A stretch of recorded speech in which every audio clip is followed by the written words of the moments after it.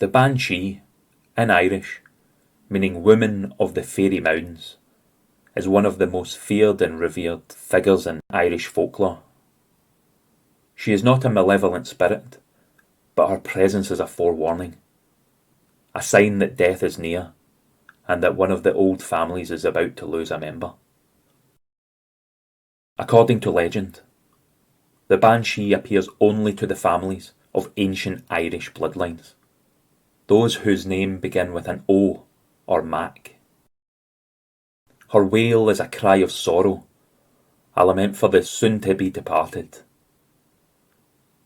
It is said that if you hear the banshee's cry, it means that death is close, and that nothing can be done to change what is to come. The banshee is often described as a woman of ethereal beauty, with long flowing hair and eyes red from weeping. She wears a grey or white cloak, and her appearance varies. Sometimes she is young and fair, other times she is an old crone, her face lined with sorrow. But no matter her form, her presence is always a portent of death. For centuries, the banshee has been a figure of both fear and respect in Irish culture. Her cry is not meant to harm, but to warn, to give the living time to prepare for the loss that is to come. In this way, the banshee is seen as a protector of sorts, a guide who helps souls transition from this world to the next. My grandmother used to tell us that the banshee only cries for those she loves, for those who are worthy of her mourning. It's said that she weeps because she cannot change what is to come, only warn us of it. I've heard her cry once, many years ago, and I'll never forget it. The sound of a mother grieving for her child, of a soul that knows its time has come. The origins of the banshee are as old as Ireland itself, rooted in the ancient Celtic belief of fairy folk. These supernatural beings were said to live in a parallel world, existing alongside humans, but rarely seen. The banshee, however, crosses that boundary. Her presence is a bridge between the living and the dead. The banshee is closely associated with these fairy mounds, which are said to be the homes of the fairy folk. It is said that the banshee emerges from these mounds when she is called upon to mourn the impending death of a member of the old families. Her wail is not just for the individual, but for the loss of life itself, a reminder of the fragility of our existence. But the banshee's cry is not the only way it communicates. In some regions of Ireland, she is said to appear before a death. Her presence felt even before the wail is heard. Doors may open and close on their own, candles may flicker and die, and the sound of rustling leaves or tapping on the windows may herald her arrival. These signs are subtle, but unmistakable for those who know the legend. In some tales, the banshee is seen washing the blood-stained clothes of those who are about to die, a practice that has earned her the name Biniye, or washerwoman. This image of the banshee at the river, scrubbing the garments of the doomed, is one of the most haunting in all of Irish folklore, a figure of sorrow and inevitability, tending to the final preparations before death claims its due. The banshee's connection to water, particularly rivers and streams, is significant. In many cultures, water is seen as a boundary between worlds, a place where the living and the dead can meet. The banshee's presence at those crossings underscores her role as a guide for the soul, a being who stands at the threshold between life and death. Even today, in modern Ireland, the legend of the banshee endures, a symbol of the deep connection between the living and the dead, and the power of ancient belief in a world that is constantly changing. For the banshee, death is not an end, but a transition. a passage from one realm to another, guided by the mournful cry of a spirit who has walked these lands for centuries. To hear the banshee's cry is to be touched by the ancient forces that have shaped Ireland's history, a reminder of the power of the past and of the mysteries that still linger in the land. The banshee's wail is a sound that has echoed through the ages, and it will continue to be heard as long as there are those who remember the old ways.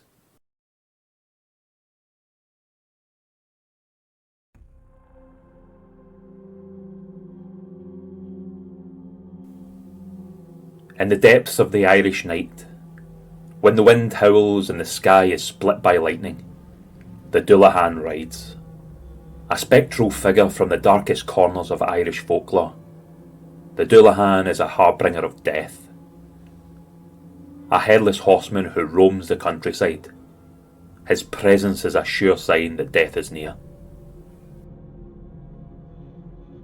The Dullahan is one of the most terrifying beings in Irish mythology.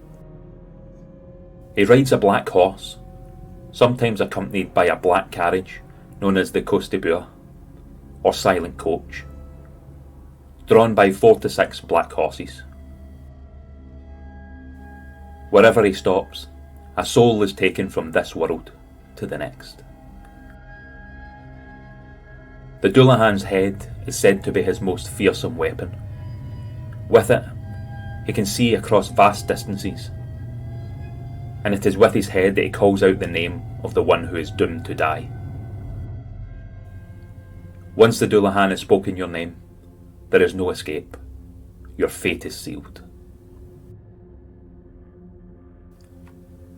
According to legend, when the Dullahan rides through a village, all doors and windows burst open, even if they're locked, as if compelled by an unseen force.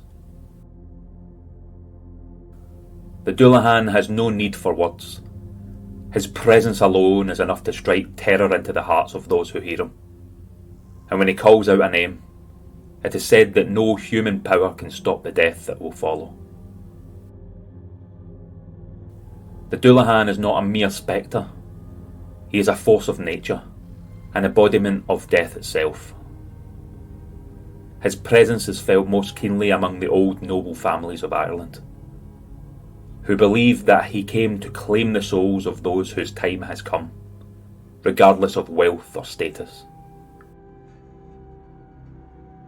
In some versions of the legend, the Dullahan wields a whip made out of a human spine, which he uses to lash out at anyone who dares to look upon him. The whip is said to strike with deadly accuracy, ensuring that the Dullahan is never interrupted in his grim task.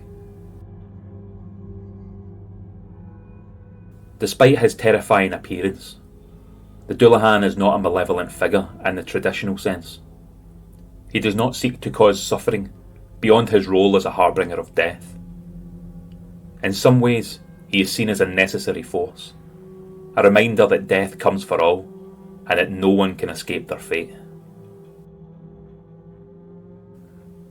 The Dullahan's legend has endured for centuries, a chilling reminder of the inevitability of death and the mystery of what lies beyond.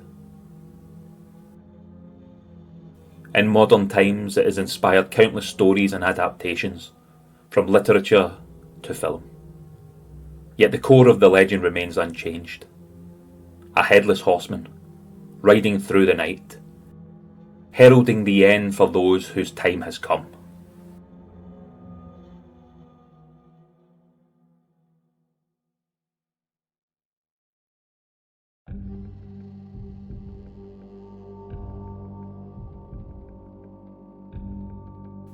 In the wild and remote corners of Ireland, where the land is as ancient as the stories that have shaped it, there exists a creature of legend known for its trickery and shape-shifting abilities.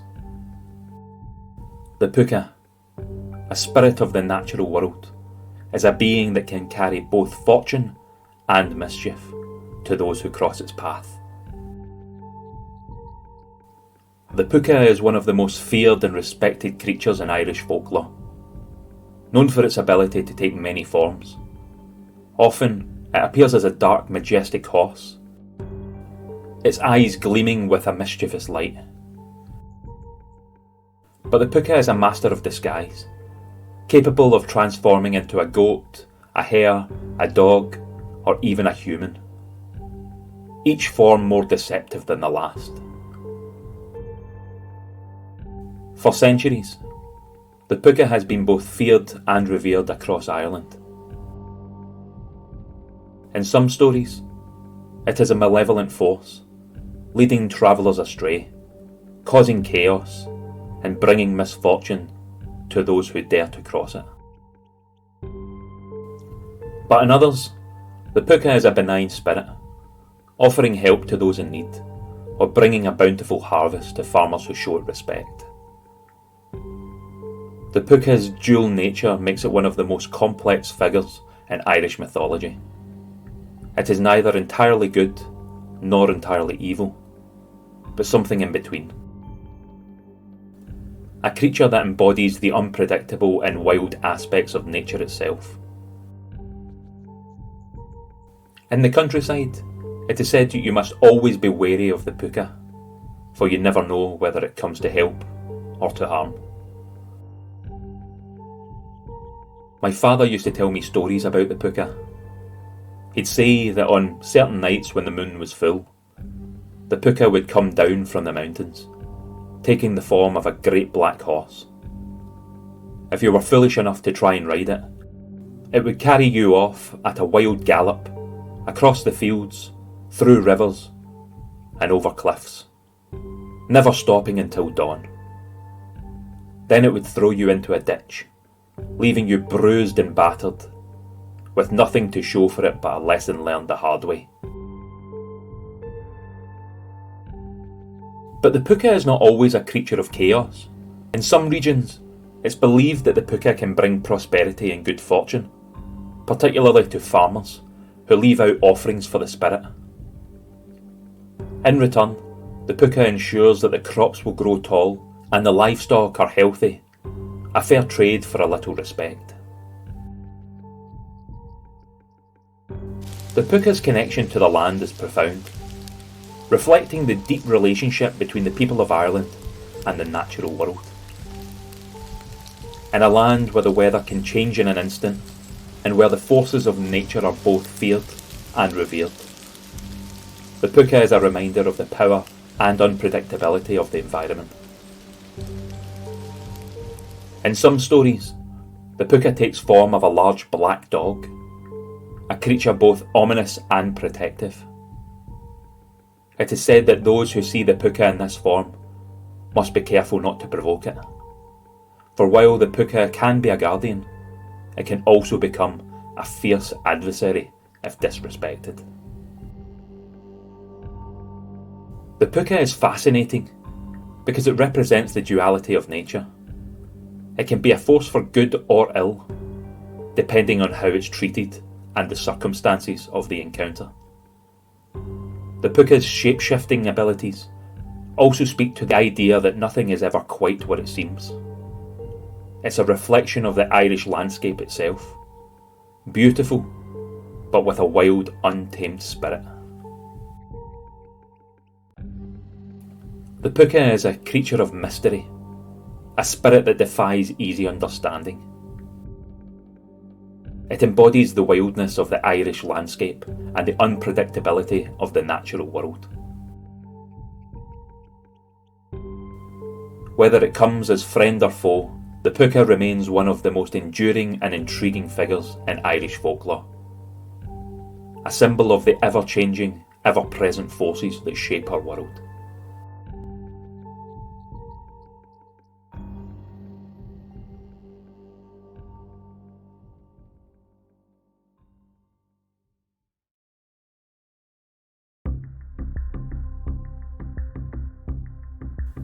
In the heart of Ireland's rolling green hills, where the land is rich with history and myth, there lives a creature of legend known to all, the Leprechaun. Often depicted as a small bearded man dressed in green, the Leprechaun is a figure of both charm and cunning, a symbol of Ireland's folklore and the elusive nature of fortune. The leprechaun is a solitary faerie, known for his love of mischief and his skill as a shoemaker. According to legend, each leprechaun guards a pot of gold, hidden at the end of a rainbow. But catching a leprechaun and claiming his treasure is no easy task. For the leprechaun is a master of trickery, always one step ahead of those who try to outsmart him. Leprechauns are said to be the descendants of the Dullahan, the ancient gods of Ireland who were driven underground by invading forces. Over time, these once mighty beings shrank in stature and power, becoming the fairies of Irish legend. The leprechaun, with his keen wit and love of gold, is one of the most enduring of these fairies, embodying the spirit of cleverness and resourcefulness. Leprechauns are renowned for their craftsmanship, particularly their skill in making shoes. It is said that you can hear the leprechaun before you see him, the sound of his hammering echoing through the hills as he works. But beware, if you hear that sound and manage to catch a glimpse of the leprechaun, he will try to distract you with riddles and tricks. If you lose sight of him, even for a moment, he will vanish, taking his treasure with him. There are countless stories of those who have tried and failed to outwit the leprechaun. One of the most famous tells of Seamus O'Toole, a farmer who captured a leprechaun and demanded to know where his gold was hidden.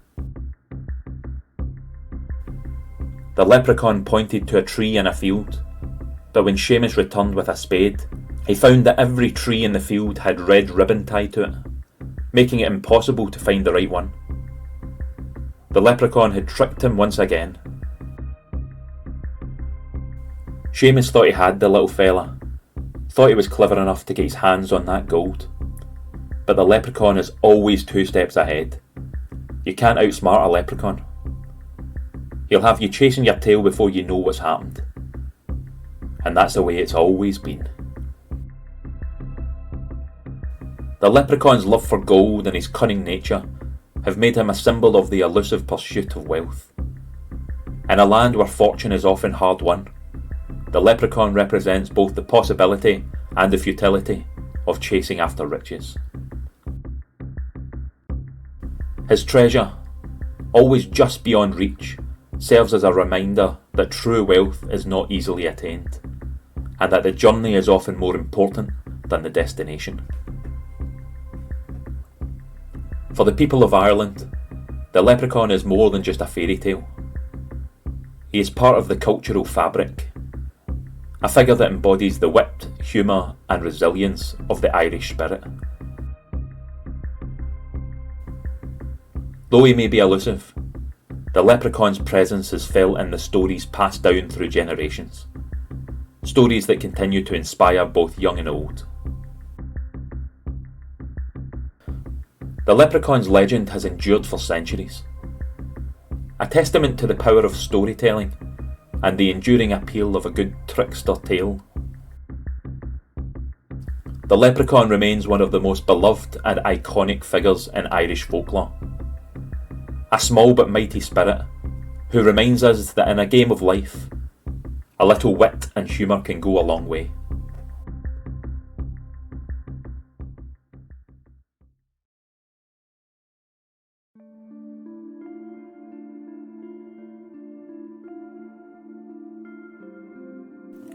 In Irish folklore, few tales are as unsettling as that of the changeling, the child that is not what it seems.